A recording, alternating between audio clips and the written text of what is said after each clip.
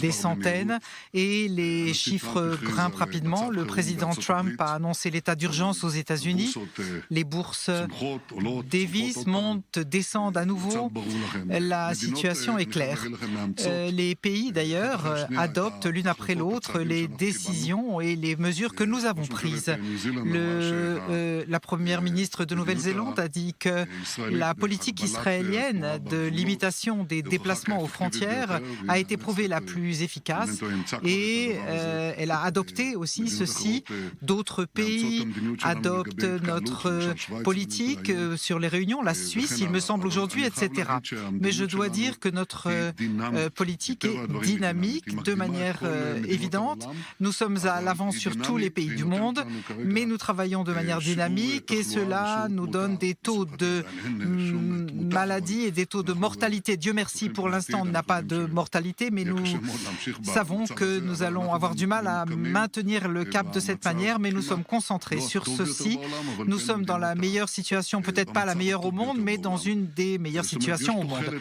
Donc, il y a des résultats à nos efforts. Ce que nous avons fait en tant que gouvernement et aussi vous, citoyens, grâce à votre discipline, nous sommes dans une meilleure situation que la majorité des pays du monde. En Israël, nous considérons tout cet événement comme un événement en cours parce qu'il est vraiment en plein développement. La maladie change, nous apprenons la maladie au fur et à mesure. Je suis en rapport avec des dirigeants, nos équipes scientifiques du ministère de la Santé et les autres sont constamment en contact avec leurs homologues. Nous apprenons les uns des autres et essayons en permanence de précéder la maladie, de précéder le monde et c'est ce que nous faisons. Et donc nous devons continuer à avancer avec le développement de cet événement. Ceux qui étaient à l'armée connaissent qu'on se déploie tout en avançant. Eh bien c'est ça, nous nous déployons tout en avançant et donc tous les 2-3 jours nous nous préparons aux nouvelles décisions que nous prenons parce que la situation n'est pas statique. Nous ne savons pas à l'avance et pouvons dire ça va se terminer comme ça et maintenant nous devons faire A, B et C et ce sera fini. Non, on ne peut pas en finir d'un coup. Et je pense que nous avons la possibilité non seulement de surmonter cette crise, nous pouvons aussi vaincre le virus. Nous pouvons le faire, mais cela nous engage tous d'abord à passer à un nouveau mode de vie quotidien. Nous allons en parler ici ce soir. Nous allons devoir adopter un nouvel mode de vie pour le temps nécessaire et nous préparer à nouveau encore avec les mesures qui nous permettront de limiter le rythme d'avancée de la maladie, assurer que nos systèmes de santé résistent au fardeau. Et donc le but ici, c'est de sauver des vies. Simple et clair. Nous combattons un ennemi invisible. Nous sommes en guerre. Notre ennemi, c'est un virus invisible. Et pour vaincre cet ennemi, et nous pouvons le vaincre, cela dépend aussi des mesures que chacun et chacune d'entre vous prendront, citoyens et citoyennes d'Israël. Nous devons travailler ensemble, gouvernement et citoyens, pour tout faire afin de ne pas contaminer et ne pas être contagié.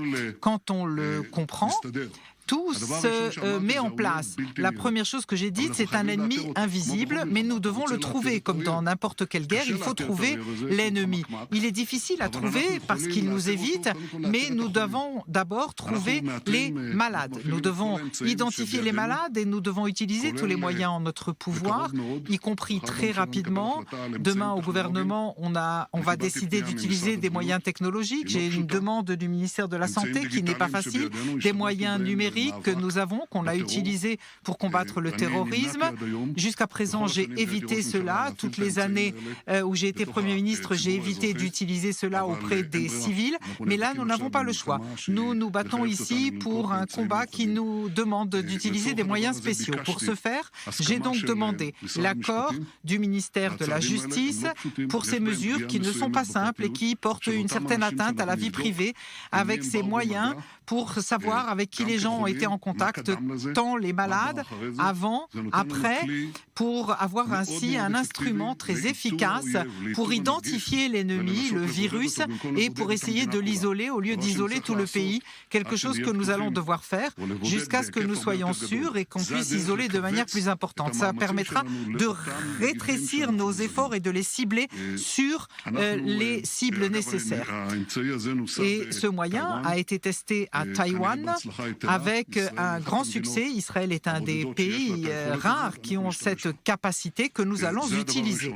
Premièrement, donc très rapidement identifier le virus. Le professeur Sadetsky, l'épidémiologue responsable de la santé publique, va vous l'expliquer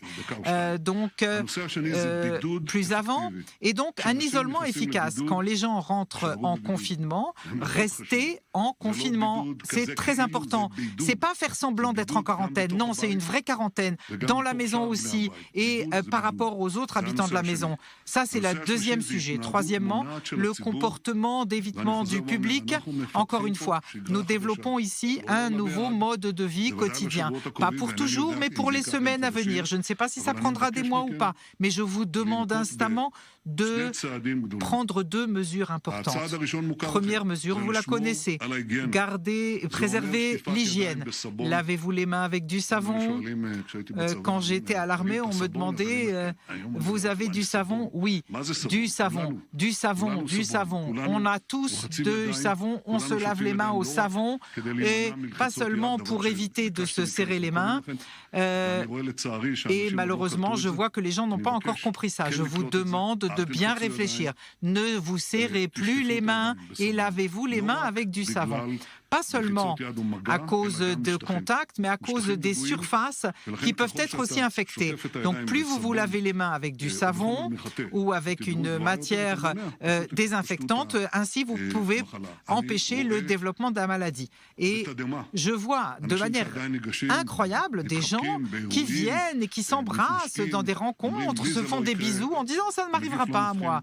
Non, je vous garantis que le virus ne distingue pas les gens, qu'ils soient tristes, gays, juifs ou non juifs, et je le dis aussi au public arabe. Il nous faut changer de comportement et préserver l'hygiène, c'est essentiel, numéro un. Deuxièmement, et nous le rajoutons ici ce soir, et de là découlent beaucoup des directives qu'on va donner.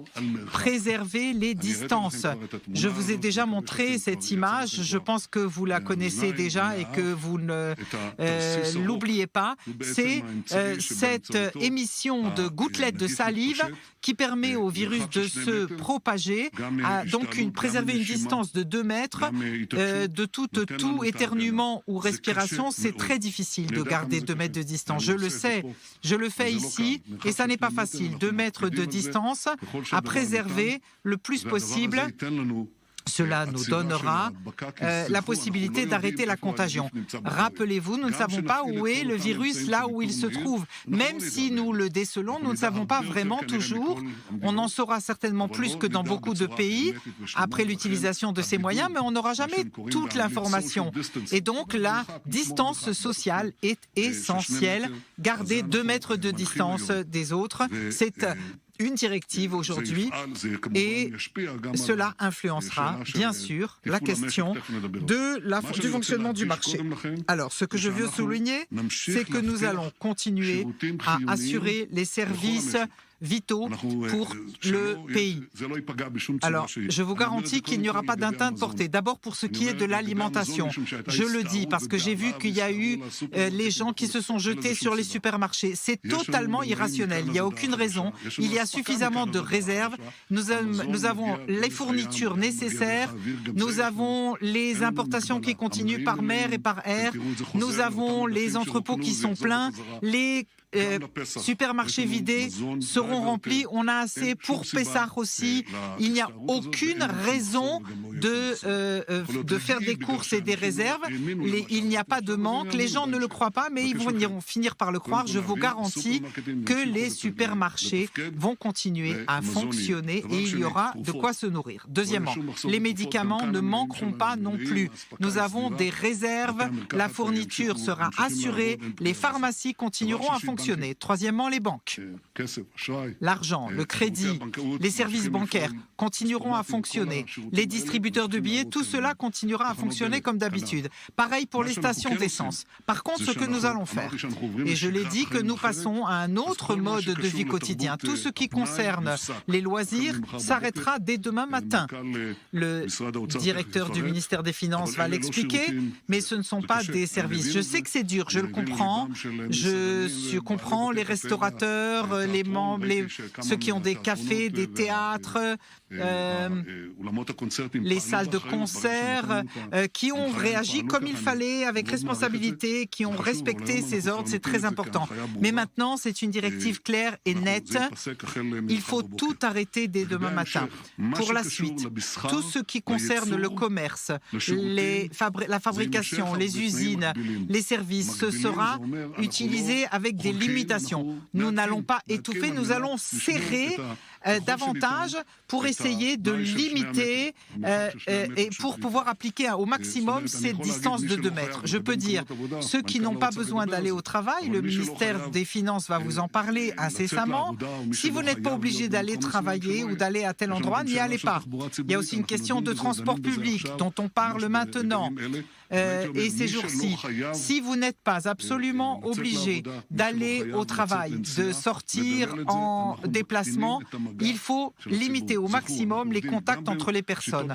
Nous avons donc d'un côté les tests, les technologies numériques pour essayer d'isoler le virus, mais aussi pour vous isoler du virus de diverses façons possibles. Je pense que nous allons continuer à être à l'avant-garde du monde pour ce qui est le combat contre le virus. On en est déjà là, mais il faut continuer à préserver cette place. Nous devons travailler ensemble de concert. C'est d'abord et avant tout, tous les citoyens, tous les habitants, tous ceux qui m'entendent maintenant doivent œuvrer selon ces directives et nous obtiendrons et nous arriverons à l'objectif. J'aurai autre chose à dire plus avant, mais je vais demander d'abord au professeur Sigal Sadetsky, responsable de la santé publique. Sigal, s'il vous plaît, c'est à vous maintenant.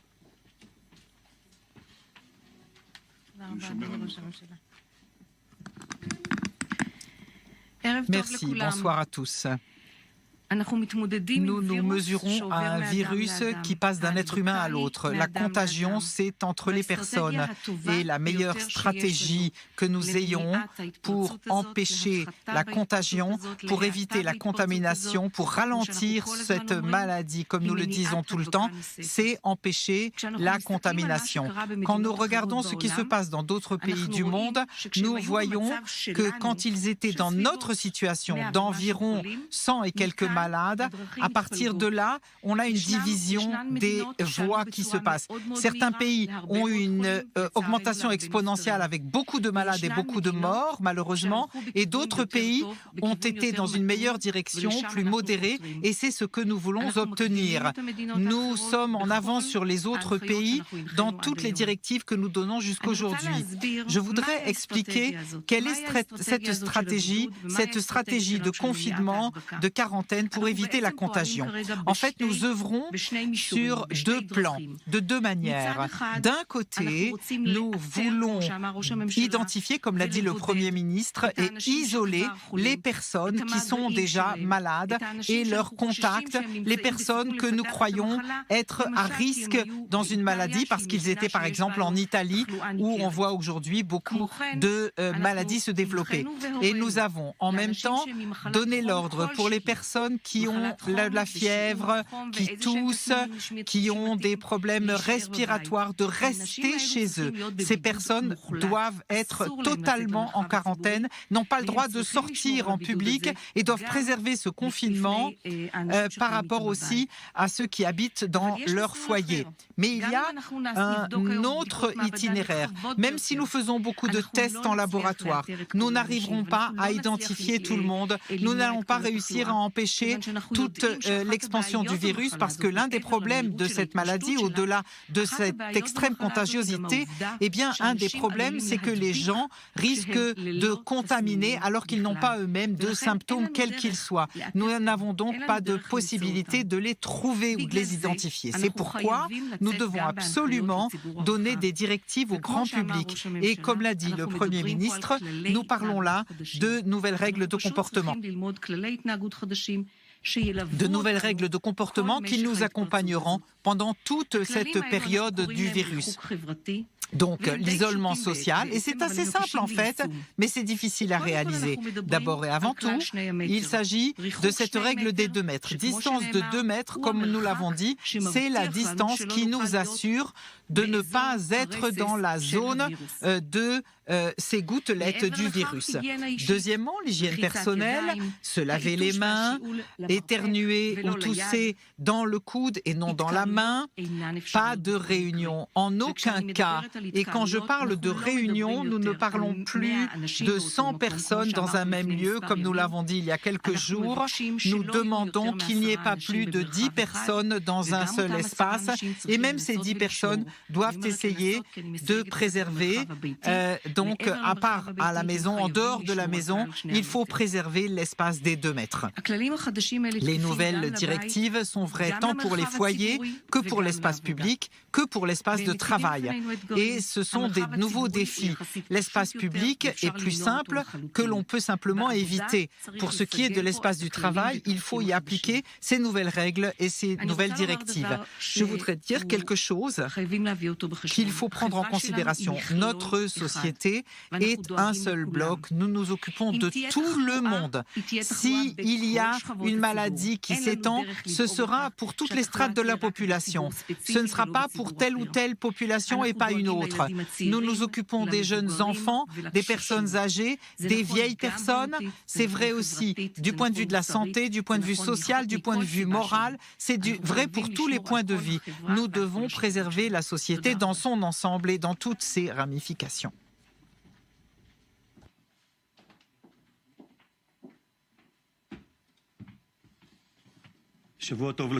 Bonjour à tous.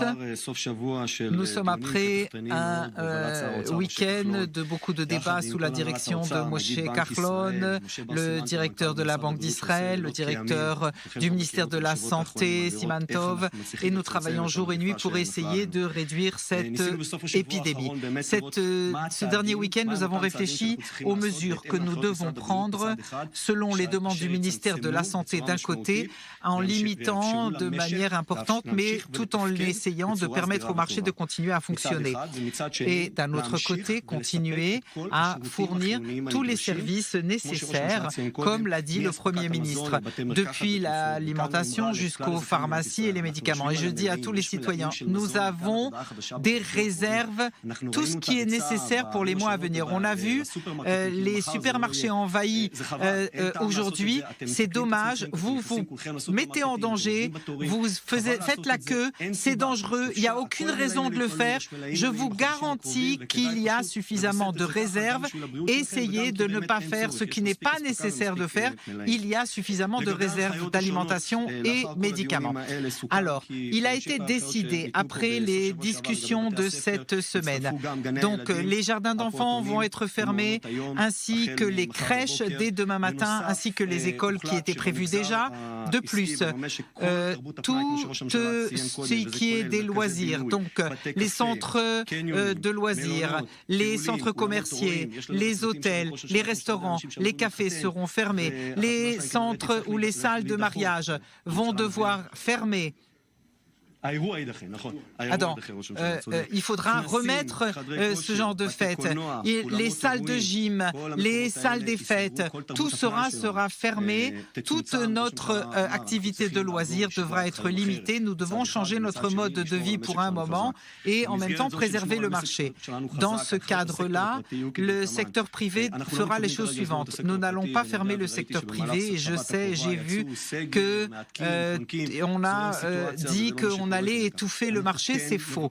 Nous demandons par contre tous les directeurs généraux des sociétés et les directeurs de tout le secteur privé, le patronat est venu, on en a discuté et on a discuté avec tous les représentants des syndicats pour essayer de limiter au maximum possibilité de travailler depuis la maison, le plus possible d'employés qui travaillent depuis chez eux pour qu'il y ait le moins de présence possible sur les lieux de travail. Nous avons demandé à respecter cette règle des distances de 2 mètres, limiter au maximum les réunions multipartites et tout cela que nous faisons n'est pas naturel, nous le savons, on n'y est pas habitué, mais nous devons absolument changer notre mode de vie. Merci et bonne fin de semaine. Non, pardon, bonne semaine en fait. Merci beaucoup. Nous allons utiliser tout ce que nous avons en notre pouvoir. Nous parlons avec l'armée, le ministre de la Défense, ce qui est de la défense de l'arrière. Donc nous avons des modèles mathématiques et des choses qui étaient prévues de longue date pour essayer d'arriver à un équilibre entre les besoins vitaux et prioritaires de la santé pour préserver la vie, tout en changeant le quotidien, mais en préservant aussi les bases de l'économie. Le directeur de la Banque d'Israël, le ministre de l'économie et des finances œuvrent de concert pour qu'il y ait le moins d'atteintes possible du marché. Mais nous sommes actuellement en plein événement exceptionnel. Ce n'est pas qu'on ne peut pas prendre de décisions, nous prenons les décisions au fur et à mesure en y réfléchissant pour amener à un résultat plutôt positif que négatif. On peut parfois aussi arriver à des problèmes économiques qui porteraient atteinte à la santé. Donc pour l'instant, il s'agit de trouver l'équilibre. Pour pouvoir faire ceci, nous devons bien comprendre que nous pouvons arriver à des situations difficiles. Je peux vous dire que ça peut aller pire, ça peut être encore pire, et j'espère qu'après, ça ira mieux. Pour ne pas arriver au pire, nous avons besoin de moyens. Je dis avec plaisir que jusqu'à présent, nous sommes restés dans le cadre budgétaire. Et ça ne va pas rester en l'état, je peux vous le garantir, parce qu'il va falloir investir beaucoup d'argent. Vous voyez ce qui se passe dans d'autres pays. Et ceci nous oblige à avoir un budget spécial pour la situation spéciale et prendre des mesures nombreuses auxquelles nous réfléchissons. C'est très difficile de prendre des décisions comme ça dans un gouvernement intérimaire. J'ai appelé hier à un gouvernement d'urgence nationale dont nous avons absolument besoin. Nous ne pouvons pas revenir à des élections, c'est pas possible et c'est impossible et c'est de toute façon indésirable. Nous devons maintenant stabiliser Israël avec un gouvernement d'urgence nationale. Je m'adresse à tous mes collègues, à Victor Lieberman, Benny Gantz, Amir Peretz, je les appelle à venir et se joindre à cela, à nos efforts. Nous pouvons conclure des accords de coopération pour répartir les responsabilités et les devoirs. On ne demande pas aux gens de porter juste le fardeau sans avoir leur mot à dire. Donc, je m'adresse de manière ouverte et responsable. Je sais que vous savez déjà que nous sommes dans cette situation. Ce n'est pas une question de faire des histoires politiques ou des caprices politiques. Vous voyez ce qui se passe dans le monde. Vous comprenez que nous sommes là dans une crise mondiale comme on ne l'a pas connue depuis 1918. Depuis 102 ans, nous n'avons jamais connu quelque chose d'aussi grave. Et donc, je vous demande votre coopération. Nous sommes prêts dès ce soir à en parler, à régler cela, à le faire. Et donc, je vais demander à tout le monde de faire preuve de la responsabilité nécessaire aujourd'hui et de laisser de côté tout cynisme, toute remise en doute ou en cause pour œuvrer de concert. Je dois d'ailleurs dire, pour ce qui est de la question des lieux de travail, tout directeur décidera selon ses réflexions qui faire venir au travail. Pour les déplacements, c'est une décision personnelle, mais chacun va décider qui est nécessaire sur les lieux de travail. Et nous allons nous occuper aussi du côté économique de cela. Cette décision, nous allons en parler plus avant demain. Nous avons plusieurs réunions encore demain. Une réunion scientifique que nous aurons demain dont j'ai parlé, une deuxième rencontre demain avec les rabbins que je veux entendre aussi. J'espère qu'ils m'écouteront aussi. Une troisième réunion pour certaines vérifications et nous travaillons 24 heures sur 24 autour de cette question. Œuvrons ensemble